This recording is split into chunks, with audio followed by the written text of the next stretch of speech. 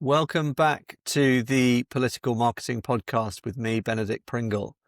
This is the podcast that seeks to understand how election candidates, political parties, and campaigning organisations win hearts, minds, and votes. My guest today is Peter McLeod, founder of Hold Sway, an independent polling and strategic insights firm. Peter has more than 20 years' experience in market research, including nearly 10 years at the iconic Democratic polling firm Greenberg Quinlan Rosner, which is headquartered in Washington, D.C. Peter worked in the UK office, rising up to run the London office from 2017 to 2022. He founded Hold Sway after leaving Greenberg Quinlan Rosner at the start of 2023, and now works with a range of political campaigning and business clients using polls and other research to advise on strategy, communications, and thought leadership. Peter worked on Labour's 2015 and 2024 general election campaigns, so we'll get into that, and generally brings deep experience in voter insights, campaign strategy, political communication, all the good stuff that we love talking about on this podcast. So welcome to the show, Peter. Thanks very much, and thanks for that very kind introduction. So you worked for Labour in the 24 general election, as I say. Interested to know when your relationship began with Labour under Keir Starmer's leadership.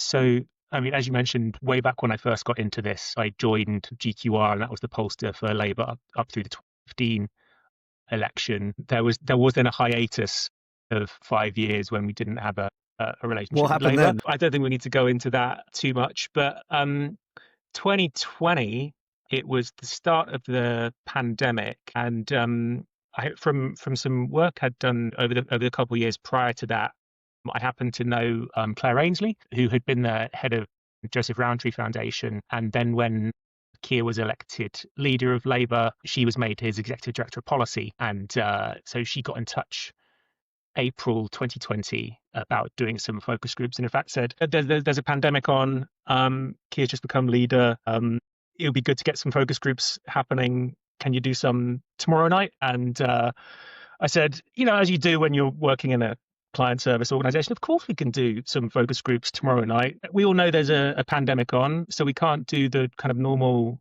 in-person focus groups that we're all used to, and so on, but we can definitely do online focus groups. And so I immediately then got on the phone to everyone else in the company and was like, we can do online focus groups, can't we? And people said, yeah, I think somebody's done them somewhere. So we had about 24, maybe 30 hours from first hearing this to actually making some focus groups happen. Fortunately, we worked with some really great focus group recruiters who were able to get in touch with people and find key target voters who were willing to get on a Zoom call the next night.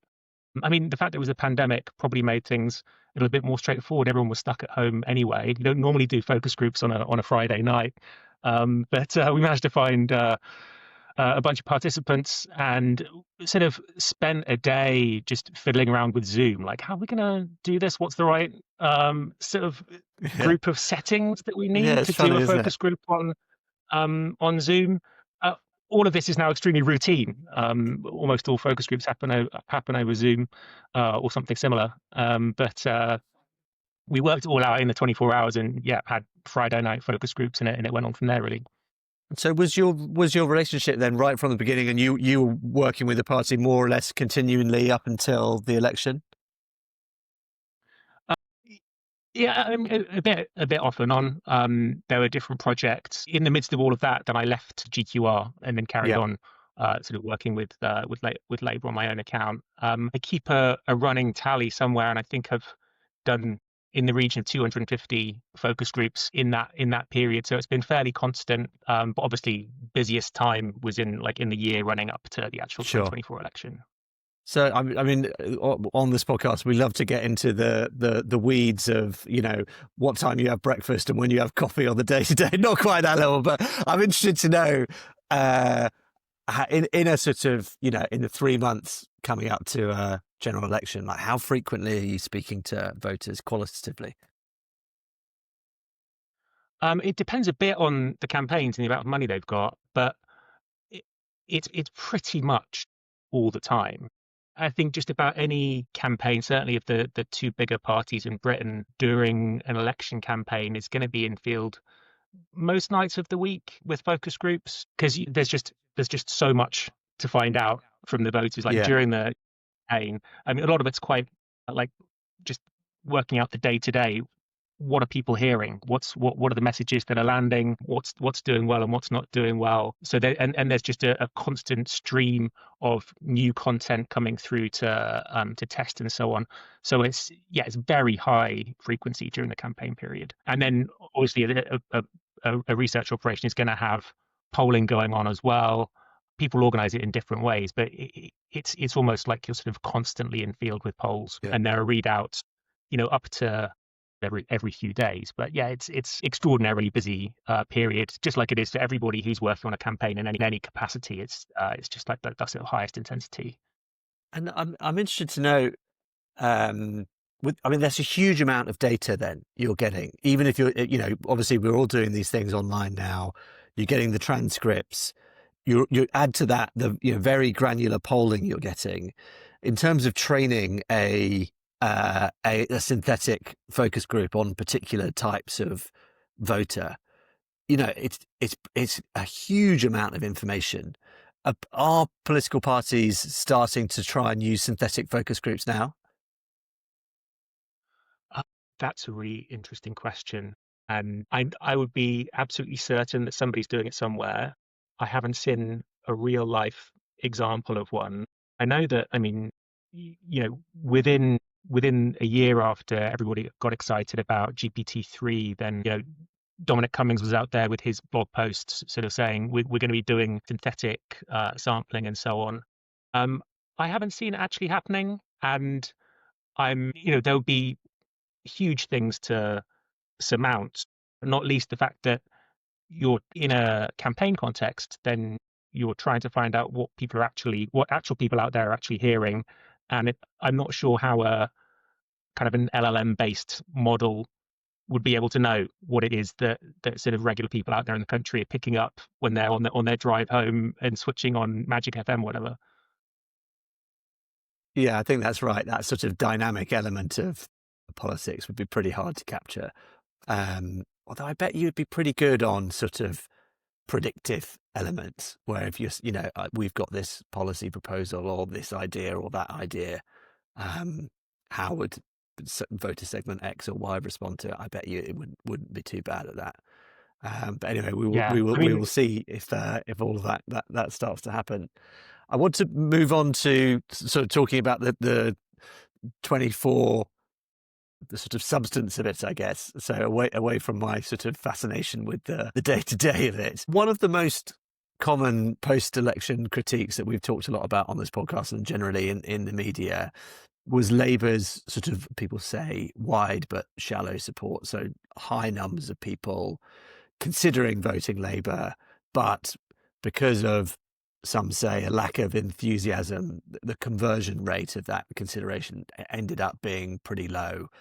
At the same time, there's been lots of talk in the media about the Ming Vase strategy, and some point to this approach as a factor in both the low vote share and also, the tricky time that Labour seemed to be having in office.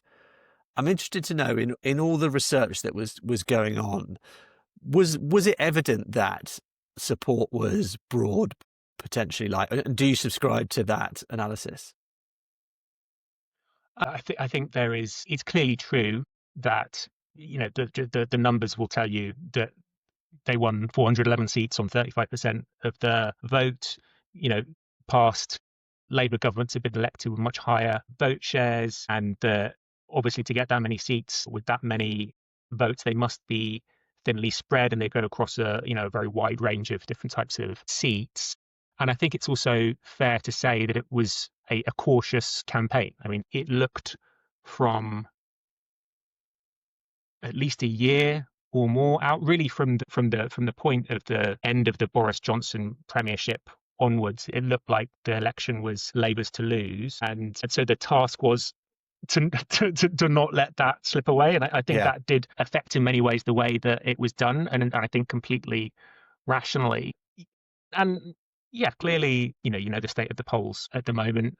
They've lost a lot of support, and a lot of the reason for Labour's vote share now being where it is that people have gone in all directions. They came from all directions at the election, and they've gone off to all directions now. And so was there concern at the time going into it during the carrying of the Ming vase? I guess it's so easy to look at these things in hindsight, but was anyone going, I think, either we're not getting deep enough with enough voters and that's going to make our life harder in the next general election, or we're not winning a mandate and so then government is going to be tricky? Or is that that's pure hindsight, and in the moment everyone's going, let's just not fuck this up? Um, I think that the absolute priority was to win, right? And I think that if you look at what has happened to Labour in the past, notably 1992 and 2015 elections, that going into them, a lot of people were saying that Labour could win these elections, that they were there for the taking, and then they didn't. Um, I think in 2024, rightly, it was, let's get this to um, election day and win it.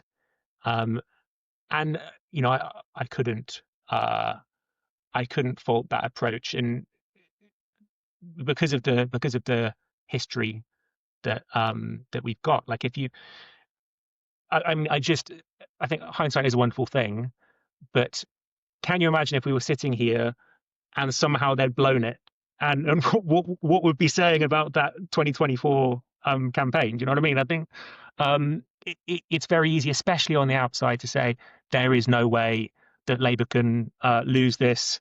Mid-campaign, to say, right, guys, this is in the bag. We can tell the Conservatives, you're right, we are going to put up taxes, um, and see where it goes. Because I mean, I think as well, if you look back at that campaign, if you look at the way that the polls moved during the campaign, Labour went from comfortably above 40% to 35%, and that was real movement. It wasn't just it's not solely polling error that sees that drop. There's actually real movement that happened.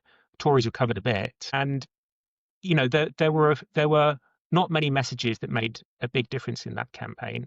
I think it's correct that the single most important thing was that Labour represented change. It was a change election. Labour made very clear it was going to be change from the Conservatives. That's why they won the election. But the things that led to like serious amounts of movement within the campaign, I think, were Conservatives' attacks on Labour over tax. But probably more important was the supermajority message, which, from the Conservative point of view, I think definitely won them back some voters who might otherwise have Yeah, gone I elsewhere, can. and perhaps prevented them from ending up really small. But they also, I think, reassured voters right across the spectrum that the Tories weren't going to come back, right? Like for an awful lot of voters who were, left of centre, the big thing that they wanted to make sure didn't happen was the Conservatives got back in. And by saying don't let Labour get a supermajority, the Tories were saying we know we're going to lose. Like we're definitely out of here. And I think that made quite a big impact. Yeah, I completely agree. And those are definitely the two things I would say made the biggest difference to the campaign. I think Nigel Farage coming back also, makes a difference as well. But from a sort of pure You're right. campaigning perspective, messaging, yeah, supermajority and the tax attacks, And it's definitely my most unpopular opinion, but actually I thought the Tories campaign, even though at the time I sort of thought this is vaguely shambolic and they're just throwing shit at the wall. But then when you actually look at the things and how the polls move, it's definitely aligned to those two things. And so I actually do think they had a pretty good campaign in some ways. And so I'm interested in, we were touching a little bit there on the sort of tax proposal or the sort of tax pledge that Labour made in the 24 general election. And it's interesting to hear you say, there's no way, or there was no way we weren't gonna say we're not going to do it. We're obviously now speaking in the build up to the budget, where it sounds very likely that the Labour Party are going to break that manifesto commitment and raise income tax. That we will see. That is all the mood music is going that way. If you're doing polling for a party in the run up to a decision like that, what sort of polling is going on, first of all, and second of all, as you're presenting it? Just interested to know how are you presenting it? Do you try and completely remove yourself from the decision and just present as objectively as possible? Or does it always have to come with a little bit of, this is what the numbers are saying, but this is what I think they're really saying? So let me first say, I'm not directly involved in any kind of research that's going on around decisions on this budget. I think that maybe this takes me to a kind of a broader point, which I think is worth making around the kind of work that I do. I really don't see focus grouping and polling as a tool for making policy. I would think of it as a tool for communications and campaigning, like working out your strategy, working out how to execute your strategy. When it comes to talking to the voters, working out who the voters are that you need to talk to, and working out how is the best way to package what you're doing. And policy decisions need to be made based on other factors, right? You're not, I think, you ought not to be in a situation where the politician is saying, should we bring back the death penalty? I mean, they should have their own point of view on that, right? And likewise on what they're going to decide now on.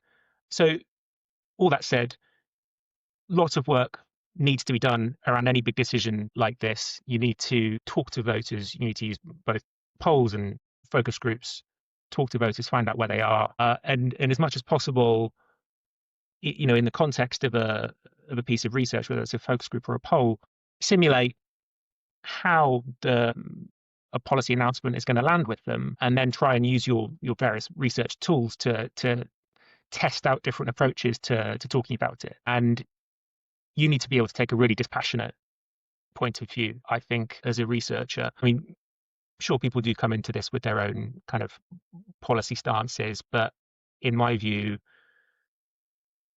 you should choose your clients well and then help them to be successful executing the program that they want to do. I think that if you start putting your own points of view into your results, it's going to end badly for you or your client or both. Yeah, I think that's right. I'm interested. I've sort of been involved in some political focus groups along the line. I wondered if you had ever done one with candidate, whether it's maybe not Keir Starmer, but I wonder if you've ever had a politician attend the groups with you, and what was that like? And do you think politicians should go and hear it from the voters themselves in that sense? So on occasion, then I've not necessarily had the candidate like behind the glass, but the candidate's close advisors or whatever. And occasionally, hilariously, they'll jump up out of their seat and yell, "They don't understand. You need to explain to them that that's not how it is." And then you need to sort of get them to sort of sit down and listen. That's the biggest part of our job is listening to what people are saying, and then take the feedback from the group and sort of synthesize it and share it back. But in general, I really strongly recommend for clients, whether in politics or anywhere else, to watch focus groups. It's completely fascinating, I think, quite often. Obviously, with doing Zoom groups, you can make a recording and have someone watch it back, as long as you comply with all of the data protection requirements and so on. But you have to tell the people you're making a recording. But yeah, it's it's often incredibly interesting because people can be involved in politics for years and still be completely shocked by what target voters are saying. And then you often, need to remind somebody these are people who have expressed an interest in voting for us, or have come over and said that they'd vote from a different party, but they're one of our voters, and people can be really, really shocked at the sorts of things that people come out with. Yeah, totally. I want to touch on the 2015 campaign as well. And actually, we've had a few different characters on the podcast who were very involved in that campaign. So we're building a real picture of what went on there. I wondered if you could talk to us about 35% strategy. If you maybe just start off by explaining what the media thought that was, and potentially some comments around whether it was ever actually a thing. So I don't think that anybody directly involved called this as a 35% strategy. I think that, so for context, I got into doing political research just a bit less than 2 years before that election, and was working, the kind of leads on that from the polling side with Stan Greenberg and James Morris, who were in charge of the London office at that time, and were the ones that went into the strategic meetings with the kind of campaign heads and so on. But to my absolute knowledge, nobody was saying 35% is all we should be aiming for. But thinking about where the polls were at that time and where we ended up, 35% was a realistic goal to exceed. The final result was 29%, and the Tories got 36.9. I actually checked that on Wikipedia just earlier. Had we gotten 35% and we had gotten most of those voters, that extra 6%, if most of them had come from the Conservatives, which was the main, obviously, target, was to win people from the Conservatives, it would have been a spectacular result. Would have won that election. So I think to the degree that maybe people internally in different parts of the party saw we could grow our vote to 35% and thought that was terribly unambitious. But it was also based on and I don't know whether James or Stan or anybody else was out there saying 35, 35, 35, but had we grown to 35%, like I said, taking voters off the Tories, it would have been an excellent result. Yeah, I agree. It's fun. The reason I wanted to ask about it is that, it was ridiculed at the time, but actually in politics, setting very, very realistic targets so that you can maximize resource allocation is absolutely essential. And so you do sort of look back at that and go, I wonder if, I don't know, there was a group of people going, we should be going for 35%, and these are we think we can get a conversion rate of whatever it might be, 0.6 or 0.7 amongst these groups.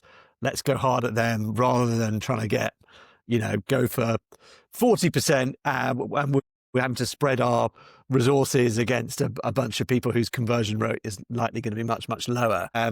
I think particularly in the moment we're in now, where it is definitely a multi-party environment, setting realistic targets for the percentage you think you can win, and being really tight about what groups you're going to go after is essential. Do you think if you're Kemi Badenoch and you're sat there, do you think people are going, let's bring out the Miliband 35%? Like, that it's a fairly realistic thing, right? For the Conservatives to get 35 at the next general election, let's actually carry out all discussions of the next general election by saying it's more than 3.5 years away. The amount of stuff that could change between now and then is enormous. But looking at where we are now, the Conservatives got to 35%, it would be a completely extraordinary result by them, and probably precipitated by a complete meltdown for reform, which, of course, entirely not out of the question. Yeah, it's interesting. And I also think similar for the Labour Party, looking at, that surely it's not realistic for the Labour Party to think that they're going to be increasing their vote share at the next general election, or am I wrong? Like, do you get the sense that they think they left voters on the table and there's no reason why we couldn't grow the vote share at the next election? I mean, clearly, sort of a few months before the 2024 election, Labour was polling above 40%. There were people who were very much open to voting for the party at that point. And especially now, more than 3 years out, I don't think people should be setting targets like that at this point. I mean, in this discussion of 2015, I think that what we're discussing are kind of conversations that happened in the sort of 6 months leading up to polling day. I think at this stage, I don't think people should be thinking about specific targets. Like I just discussed, I mean, reform could completely implode, or the Conservatives could completely implode. Who knows what's the Greens are on, I think 14 in the current average poll. That could change an enormous amount for all sorts of reasons. So I don't think that people should be talking about the vote share of last time as the ceiling or the limit or whatever. I think, they need to be focusing on doing good things that are popular and taking it from there, really.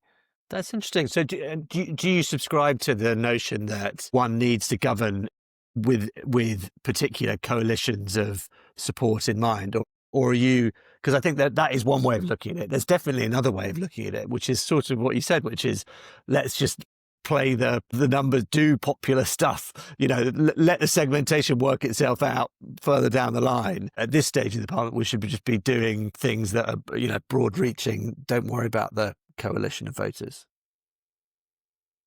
Yeah, I mean, well, there is a huge difference between campaign time and when a government has come in. And I think that after winning an election, then there should be a broader understanding of like potential target groups of voters than during a campaign. I mean, you go from having 6 weeks to make a difference to having 5 years to make a difference, and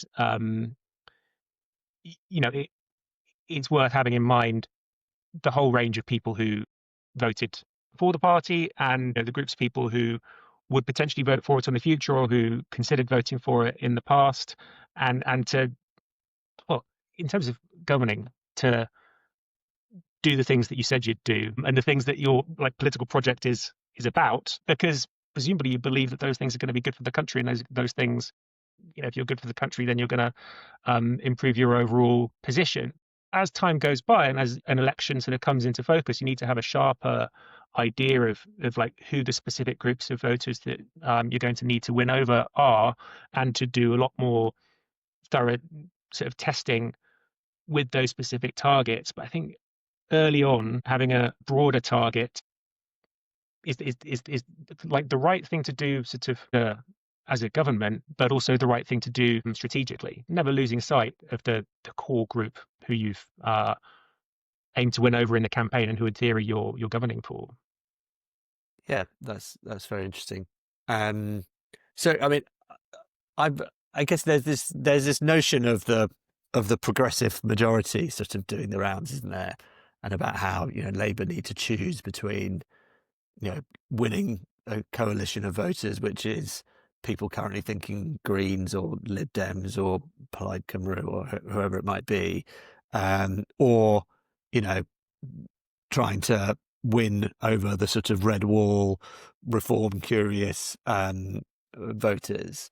And so it's interesting hearing you talk about how you maybe don't need to think about those segments now. But I read that book by Deborah Mattinson, who presumably you worked with very closely in 24. Yeah, Deborah's great. And her book Beyond the Red Wall, where she did a hell of a lot of Zoom-based focus groups, up in the Red Wall. And I don't know, the energy one gets from and in that book, she gives a lots of quotations from focus groups, and I really, if anyone hasn't read it, it's a really interesting book. And I can see why a certain course of government that is designed to appeal to those voters would be quite different to a group which is more worried about, or a government which is more worried about Lib Dems and Greens and that sort of thing. And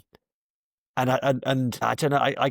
I guess it sort of, it seems waiting until getting much closer to the general election, getting stuff done that can appeal to these different groups. I don't know. It feels risky. I don't know. You sort of, maybe that's why the Labour government at the moment feels slightly like it doesn't have its North Star sorted, because it doesn't know which group it's. Yeah, I mean, so this is a really tricky question, and I see, like you do, the almost constant debate about Labour's targeting that goes on social media and so Yeah. on, and in the age of the press. And I think it is really worth thinking through.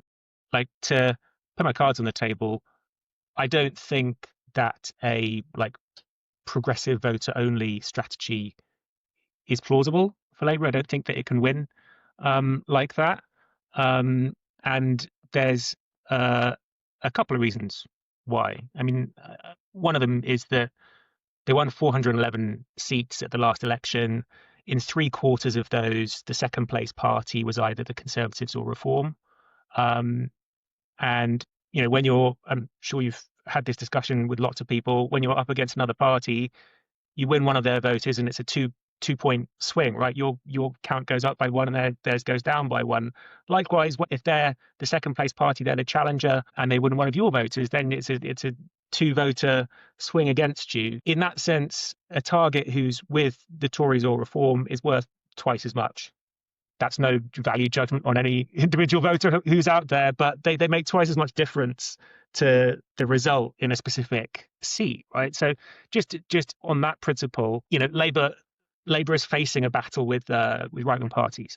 Now, you might well say, okay, sure, but if Labour can pick up, all of these voters it's lost off the Lib Dems and the Greens, surely it's going to outpoll whoever the right-wing party it's up against is. But I think the problem with that is that that left bloc just isn't big enough at the moment, right? At the election, I've been looking at this just recently. At the election, 54% of people voted Labour, Lib Dem, Green, or one of the national parties. Well, I'm not sure whether I included the national parties in that, but they make a relatively small difference nationally. 38% were with Tories or Reform, so you've got like a 16-point lead. Current average, actually, I did this just for England and Wales.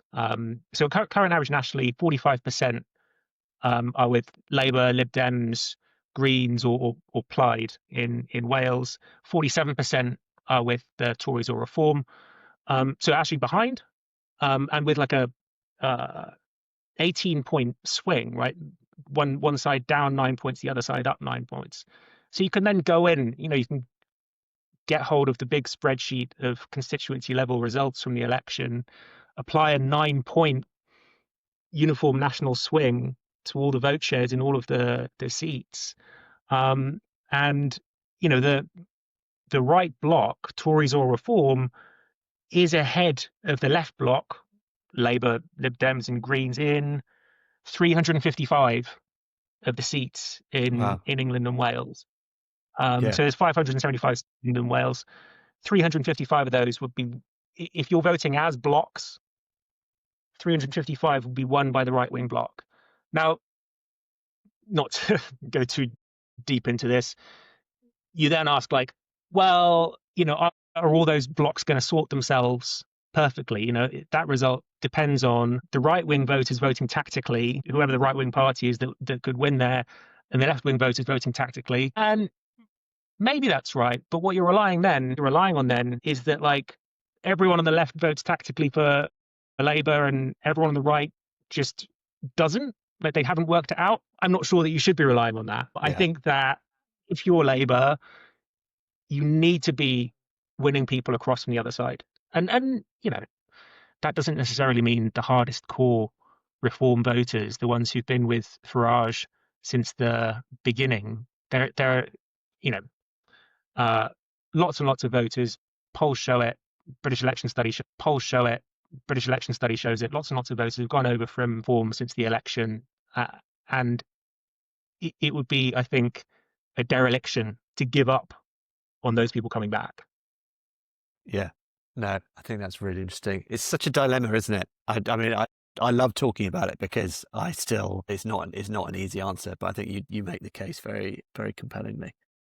So, and one other thing is, I mean, So don't forget there are some people. It's a funny week to be talking about this because everyone's been saying, the elections in Scotland, Wales, and London in May are sort of make or break for both Starmer and Badenoch. Obviously, this week, Starmer's team have been out there saying, actually, we're anticipating a contest even sooner than that. But let's say, Starmer makes it to May, and we get a bunch of results. Is it fair to look at results like that and try and take a read on a future general election result? Or is it just, it's an excuse for people to go on manoeuvres? I mean, and yeah, what a news day to be doing this recording on. But I mean, no, clearly, local elections that are being held more than 3 years before the general election don't tell you how you're going to perform at that general election. Like they just don't. The people there's a very different electorate, for one thing. Massively more people turn out in general elections than turn out in local elections. People are, oftentimes voting on specific local issues, and for all sorts of other reasons. People will be voting, I think, a lot on national issues in Scotland and Wales. So I think that, and likewise with by-elections that take place at this point in a parliament, I don't think that they are in any way a reliable guide as to what's going to happen in at the next election, whenever it is, probably 2029. All that said, people who decide that they want to make some sort of move as a result of doing that, like, there is a responsibility on the party leadership to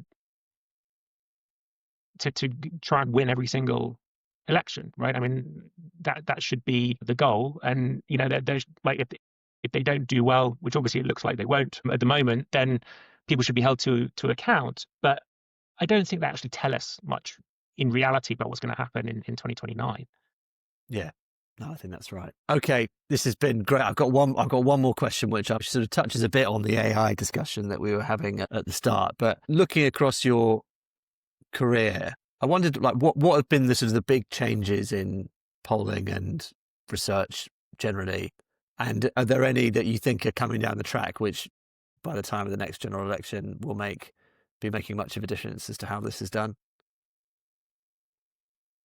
Probably the biggest practical change that's happened is the totally pandemic-driven shift to doing groups over Zoom that I described earlier. I mean, it's meant that I could sit here and do focus groups in Hartlepool, for example, quite straightforwardly, which has been an enormous help. I think the rise of digital, which I'm sure you've covered in to a much more competent level than I could with other people on this podcast. Digital has grown from say back in the 10, almost a complete afterthought, to being quite important in 2015, and now just a massive part of every campaign. That's been enormous.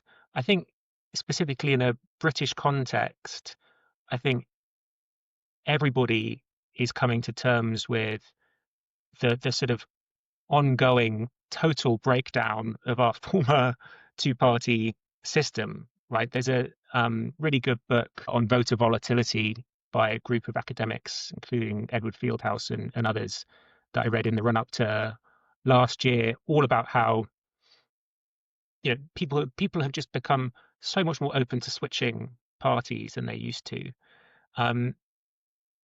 Back in 2005, before I got into all of this, I was still studying, but I went to a seminar with Bob Worcester, the legendary founder of Maury. Um, and he was talking about, the sort of the fundamentals of elections in Britain, including that the absolute baseline for the Conservatives was 30%, and the absolute baseline for Labour was 30%. He used the expression tested to destruction. The Conservatives were tested to destruction in 97. Labour had been tested to destruction in 83. Those were things that we could take as read. It's all out of the window. The whole notion of having a party identity, like party ID, something that pollsters will track. They'll put it into any poll. You'll look at people who identify as a Labour voter. That's dropped down massively. Jennifer Lees Marshman actually spoke at that same seminar, and I've heard her on your podcast as well. She was talking about the concept of political marketing and saying, that there is a trend that voters are becoming a bit more like shoppers. They're giving one go to one party, and if it doesn't work out, they're quite happy to try another one. I think that it's really challenging actually for parties who felt that who've not been taking voters for granted, but felt like that was their voters that they were at home with, that isn't there anymore. I think that's an enormous thing to deal with. And one of the reasons the Conservatives have been more successful than Labour over the past, forever, is that they've actually been more comfortable, I think, with shifting voter coalitions and breaking down one voter coalition, building up another one. Look at the people voting Conservative in 2019 versus in 2010, it would have been enormously different. Yeah, I think that's right. Yeah, being market oriented, as Jennifer always talks about, I think it's been important for probably over a decade now. But now it's just it's everything. You can't take any voter for granted. I think that's exactly right, and why people should be listening to this damn podcast. Peter, it's been really great to have you. I've absolutely loved this discussion. Thanks so much for coming on. Such a pleasure. Thanks very much for having me on.